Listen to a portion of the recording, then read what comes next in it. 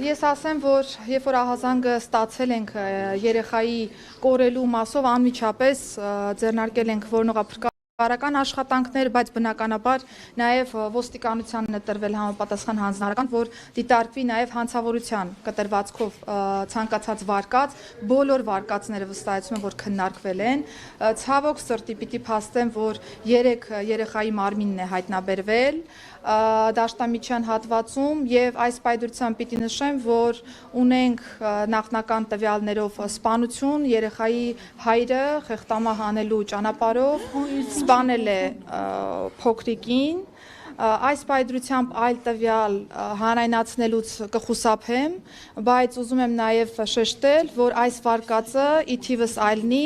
առաջին իսկ օրվանից եղել է մեր ուսումնասիրության շրջանակներում, ընդ որում ես նաև նշեմ, որ մենք այո, կհիշեք, որ եղբայրը, որ նաև ուներ որոշակի առողջական խնդիրներ, պարբերաբար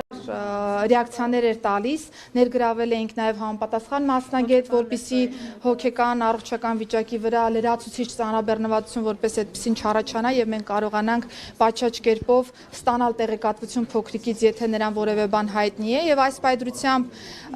շատ նախնական տվյալներով երկու եղբայրները դուրս են եկել տանից, հետո հորն են հանդիպել եւ հայրը խեղդելու ճանապարհով սպանել է փոքրիկին։